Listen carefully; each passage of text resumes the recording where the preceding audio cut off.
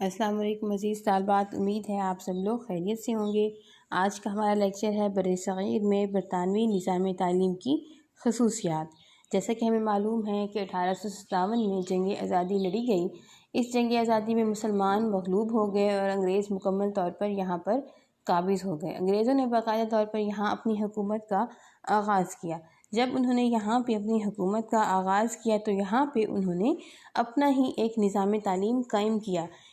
اس نظام تعلیم میں اور مسلمانوں کی نظام تعلیم میں بہت زیادہ فرق تھا۔ انہوں نے بنیادی طور پر جو نظام تعلیم قائم کیا اس کا مقصد یہ تھا کہ یہاں اس سے پہلے مسلمانوں کے نظام تعلیم جو کہ پہلے سے رائج تھا، پہلے سے یہاں پہ مسلمان جس نظام تعلیم کے تحت پڑھ رہے تھے، تعلیم حاصل کر رہے تھے، اس کا انہوں نے بالکل خاتمہ کر دیا تھا۔ اگر ہم مسلمانوں کی نظام تعلیم کا جائزہ لیں تو ہمیں پتہ چلتا ہے کہ ان کے دور میں تعلیم عام تھی، مفت تھی، تعلیمی ادارے جو تھے وہ مالی طور پر آزاد اور خود مختار تھے اور علمی طور پر حکومتی اثرات سے بھی آزاد تھے۔ اگر ہم برطانوی نظام تعلیم کی بنیاد کو دیکھیں اور ان کے طریقہ کار کو دیکھیں تو وہ تعلیم جو ہے مسلمانوں کی تعلیمی ورثہ کے خلاف تھی۔ وہ مسلمانوں کی تہذیب، ثقافت سے بالکل الٹ تھی۔ اگر ہم شروع کے سالوں کا جائزہ لیں تو انہوں نے عیسائیت کی تبلیغ جو ہے وہ شروع میں ہی شروع کر دی تھی، لیکن ظاہر ہے جب وہ حکومت میں آ گئے تو بظاہر تو ان کی تعلیمی پالیسی میں عیسائیت کی تبلیغ کا ذکر نہیں تھا، لیکن پھر بھی عملی طور پر کہیں نہ کہیں جو ان کی تہذیب و ثقافت، جو مغربی کلچر مسلمانوں کو پڑھایا جاتا تھا، لارڈ مکالے نے واضح طور پر یہ کہہ دیا تھا کہ ہمارا مقصد ایک ایسی نسل تیار کرنا ہے جو کہ رنگ و نسل کے اعتبار سے تو ہندوستانی ہو لیکن افکار اور نظریات کے لحاظ سے وہ مغربی ہو، کہ ان کی سوچ مغربی سوچ ہو، ان کا طور طریقہ، ان کے جو ہے طرز طریقہ، ان کی زندگی گزارنے کا طریقہ، وہ سارا جو ہے مغربی سوچ کی عکاسی کرتا ہو۔ اگرچہ کچھ تعلیمی پالیسیاں ایسی بھی بنائی گئیں کہ جس میں یہاں کی مقامی زبان، یہاں کے مقامی نظام تعلیم کے بارے میں مثبت رویے اختیار کیے گئے، لیکن ان میں سے بھی کسی بھی پر جو ہے مکمل طور پر عمل نہیں ہو سکا۔ یہی وجہ ہے کہ قیام پاکستان تک پہنچتے برصغیر کا جو نظام تعلیم تھا وہ اپنی اصل سے، اپنی بنیاد سے، اپنی تہذیب و ثقافت سے، جو اسلامی بنیاد تھی، جو یہاں پہ مکاتب، مدارس اور جامعات میں تعلیم دی جاتی تھی، اس سے مکمل طور پر کٹ گیا تھا۔ جب پاکستان وجود میں آیا تو ہمارے حصے میں جو تعلیمی نظام آیا وہ کسی طرح بھی ایک نظریاتی مملکت کے تقاضوں کو پورا کرنے کے لیے کافی نہیں تھا اور نہ ہی اسلامی نظام تعلیم سے مطابقت رکھتا تھا۔ اب ہم یہ دیکھتے ہیں کہ برصغیر میں انگریزی نظام تعلیم کی خصوصیات جو ہیں وہ کون کون سی ہیں۔ اس ٹاپک کے تحت ہم ڈسکس کریں گے مقاصد تعلیم، نصاب تعلیم اور ان کا نظام امتحانات۔ تو سب سے پہلے ہم دیکھ لیتے ہیں مقاصد تعلیم کہ برصغیر پاک و ہند میں جب پاکستان نہیں بنا تھا، جب انگریز یہاں پر آئے تو انہوں نے اپنے مقاصد حاصل کرنے کے لیے، انہوں نے اپنے مقاصد پورے کرنے کے لیے ہر وہ طریقہ استعمال کیا کہ جس کے ذریعے سے وہ مقامی لوگوں پر زیادہ سے زیادہ عرصے کے لیے غالب رہ سکیں۔ ان کا یہ مقصد تھا کہ وہ یہاں پر ہمیشہ کے لیے حکومت کر لیں۔ اگر وہ یہاں سے جائیں بھی صحیح تو پھر ہندوؤں کو یہاں کا حکمران جو ہے وہ بنا کر جائیں۔ حالانکہ یہ لوگ یہاں پر تجارت کرنے کی غرض سے آئے تھے، یہاں پر تاجر بن کے آئے تھے، لیکن ایک وقت ایسا آیا کہ لوگ یہاں پر فاتح بن کے بیٹھ گئے، یہاں اس ملک کے مالک بن کر بیٹھ گئے کہ انہوں نے اس ملک کے اصل مالک یعنی مسلمانوں کو ان کی جگہ سے بے دخل کر دیا اور خود جو ہے وہ اس مملکت خداداد کے مالک بن گئے۔ اب برطانوی حکومت نے اپنے مقاصد حاصل کرنے کے لیے یہاں کے ہندوستانیوں کو محکوم تو وہ پہلے ہی بنا چکے تھے، اس لیے انہوں نے محکوم ہندوستانیوں کے لیے ایسے نظام تعلیم جو ہے وہ بنایا، ایسا نظام تعلیم جو ہے متعارف کروایا جو کہ ان کو غلامی میں ایسا پکا کر دے کہ وہ آزادی حاصل کرنے کے بعد بھی برصغیر کے لوگ انگریزوں کی ذہنی غلامی سے چھٹکارا نہ پا سکیں۔ یہ اس لیے تھا کہ انگریزوں نے برصغیر کے لوگوں کے لیے ایسا نظام تعلیم رائج کیا جو کہ برطانوی نظام تعلیم کے میں جو نظام رائج تھا اس سے بالکل ہی مختلف تھا۔ ظاہر ہے انگلستان میں جو نظام تعلیم رائج تھا وہ ایک آزاد قوم کے لیے تھا، وہ ایک ایسی قوم کے لیے تھا کہ جو تعلیم و ترقی میں جو ہے وہ بڑھ چڑھ کر حصہ لیں، لیکن اگر ہم اس دور کا جائزہ لیں کہ جو برصغیر میں انہوں نے جو نظام تعلیم جو ہے یہاں پہ بنایا تھا، یہاں پہ جو رائج کیا تھا، وہ ایک محکوم قوم کے لیے تھا، وہ ایک مفتوح قوم کے لیے تھا، اور ان کے لیے ایسا نظام تعلیم بنایا گیا کہ وہ انگریزوں کو اپنا مالک سمجھ بیٹھیں، وہ انگریزوں کو سمجھیں کہ یہ شاندار ماضی کے حامی لوگ ہیں، وہ انگریزوں کو اپنا مسیحا سمجھنے لگیں۔ حالانکہ اس کا مقصد یہ نہیں تھا، حالانکہ اس کا مقصد ان کو ذہنی غلامی کے لیے تیار کرنا تھا، اور اس مقصد کے لیے ہندوستان میں حکومتی کام چلانے کے لیے نچلے درجے کے اہلکاروں کی فراہمی بھی تھا، کیونکہ وہ چاہتے تھے کہ جو نچلے درجے کے کام ہیں جیسے کہ سویپر ہے، والی ہے، چوکیدار ہے، اس طرح کے لوگ ہمیں مقامی آبادی سے ہی میسر آ جائیں، لیکن جو ان کے افسران ہوتے تھے وہ اس وقت برطانیہ سے ہی آتے تھے۔ یہاں اس نظام تعلیم کا جو سب سے پہلا مقصد تھا وہ یہ تھا کہ حکومت برطانیہ کے لیے وفادار ملازمین جو ہے وہ تیار کیے جائیں، جو حکومت سے وفاداری کریں، جو حکومت کے نچلے درجے کے کام بھی کر سکیں۔ اور دوسرا اہم مقصد یہاں ہندوستان میں عیسائیت کی تبلیغ بھی تھا۔ وہ چاہتے تھے کہ ہم یہاں کی پوری عوام کو عیسائی بنا دیں، اس لیے انہوں نے عیسائیت کی تبلیغ پھیلانے کے لیے بہت سے منصوبے بنائے۔ یہاں پہ عیسائی مشنری مبلغین کو جو ہے ان کا تقرر کیا، اور اس مقصد کے لیے انہوں نے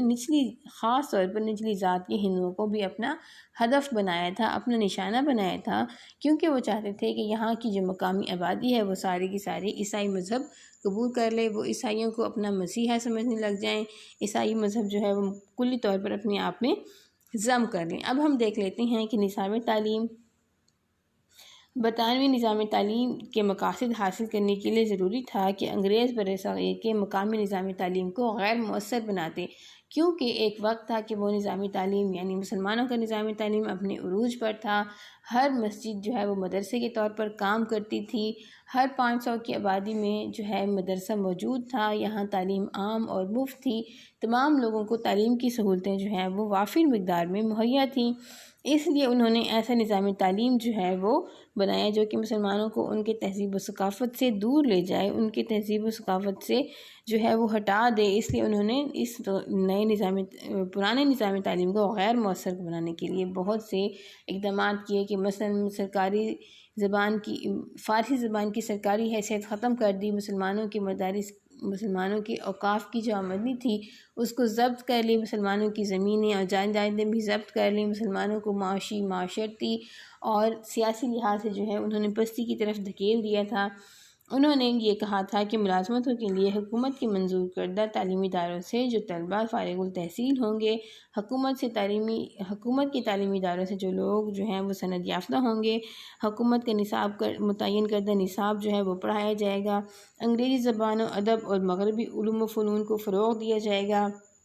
اب ان تعلیمی اداروں میں زیادہ تر مشنری ادارے تھے جو عام طور پر گرجا سے متصل ہوتے تھے۔ گرجا جو ہے وہ عیسائیوں کی عبادت گاہ کو کہتے ہیں، کہ یہ ادارے عام طور پر گرجا سے متصل ہوتے تھے۔ اب ان میں صلیب نمایاں مقام پر جو ہے وہ نصب ہوتی تھی۔ اساتذہ جو تھے وہ سارے پادری ہوتے تھے، جو کہ پادریوں کا مخصوص لباس پہن کر آتے تھے۔ غرض یہ کہ تعلیمی اداروں کا جو پورا ماحول تھا وہ مسیحی ہوتا تھا۔ عیسائیت کی تعلیم لازمی تھی۔ اسکول میں سیکولر پالیسی سے مراد یہ تھی کہ عیسائیت کے سوا کسی بھی دوسرے مذہب کو نظام تعلیم میں کوئی دخل نہیں ہے۔ حالانکہ سیکولر پالیسی سے مراد تو یہ ہے نا کہ ہر شخص اپنے مذہب کی جو ہے وہ پیروی کر سکتا ہے، لیکن یہاں پر ایسا کچھ بھی نہیں تھا۔ سب سے پہلے ہم دیکھ لیتے ہیں انگریزی کے بارے میں،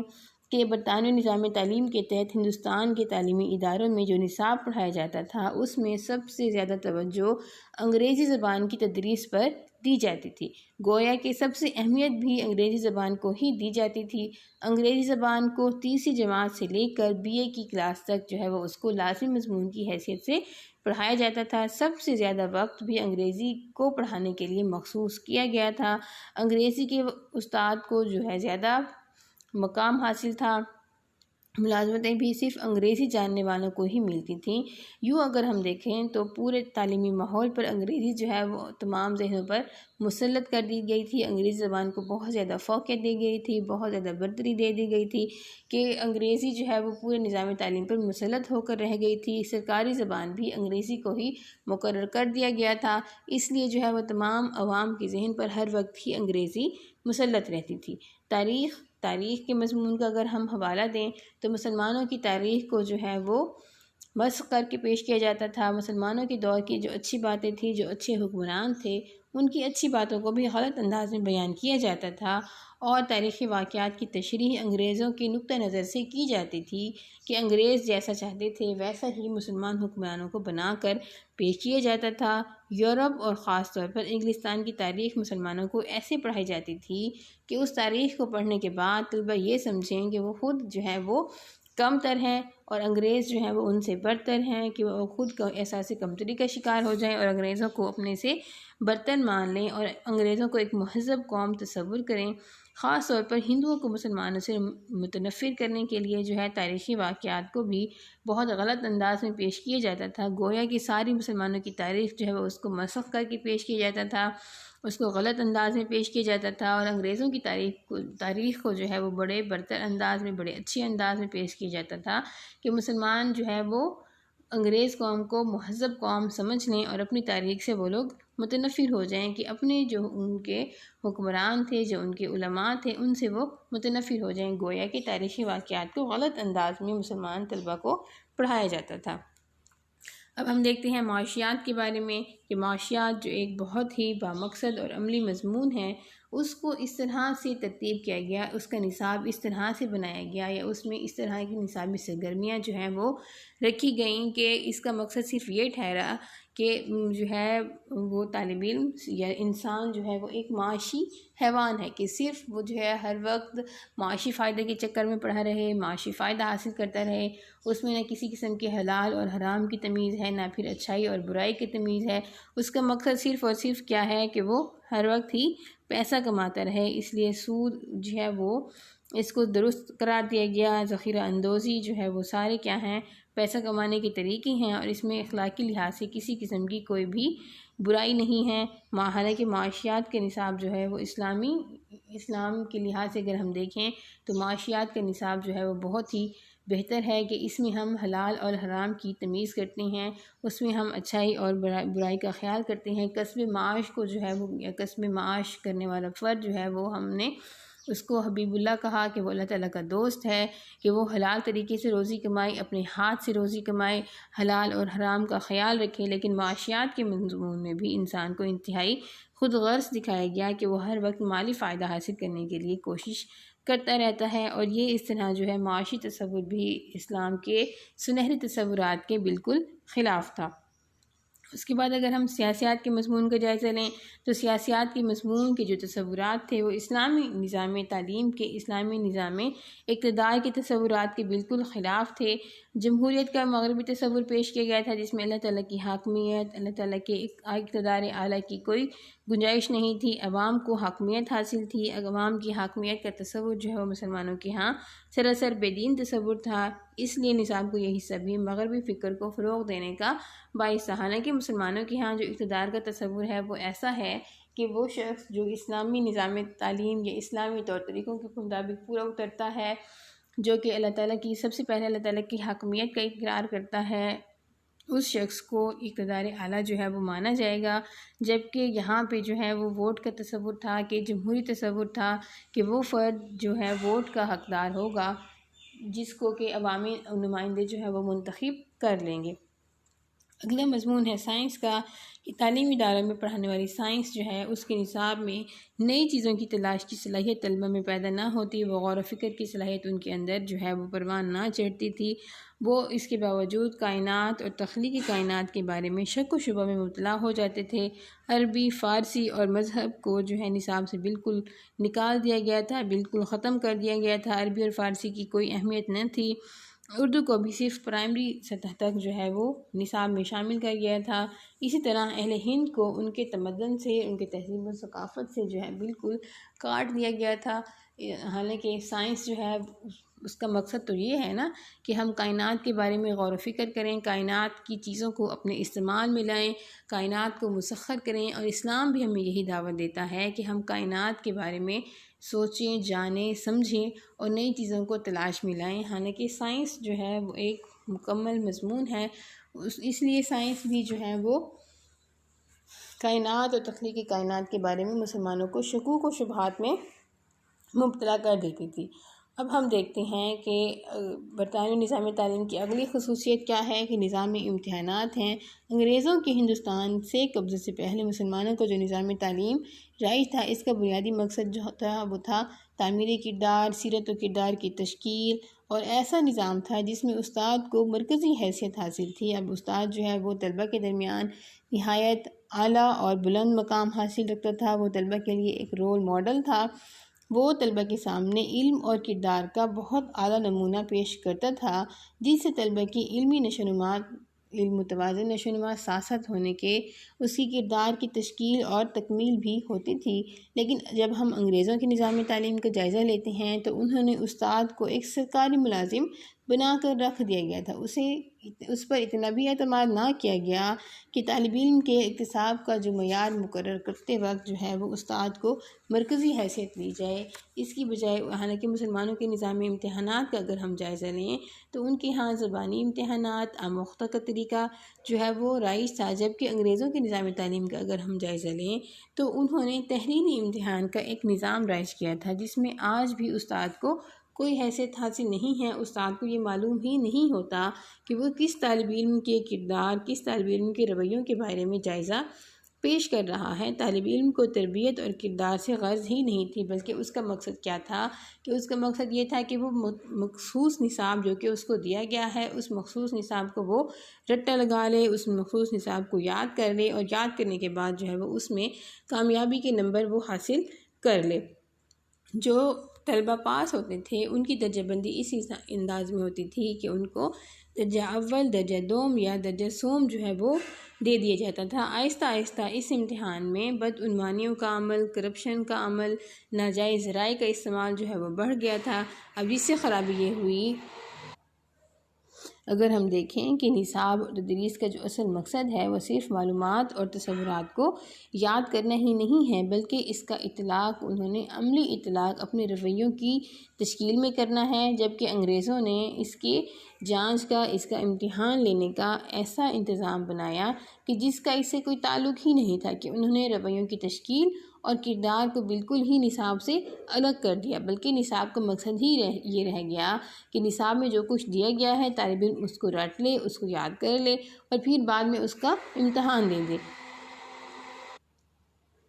حالانکہ تعلیم کا مقصد تو یہ ہوتا ہے کہ طلبہ اپنے تہذیب و ثقافت کا تحفظ، اپنے مذہب، اپنی روایات، اپنی اقدار کا تحفظ کریں، اس کی نشو و نما کریں اور اس کو اگلی نسل تک منتقل بھی کریں۔ اگر ہم انگریزوں کے نظام تعلیم کو دیکھیں تو وہ نظام تعلیم جو ہے باکردار، باعمل اور تربیت یافتہ افراد پیدا کرنے میں ناکام رہا۔ تو یہ جو نظام تعلیم تھا یا یہ جو نظام امتحانات تھا، مسلمانوں کے نظام امتحان سے بالکل ہی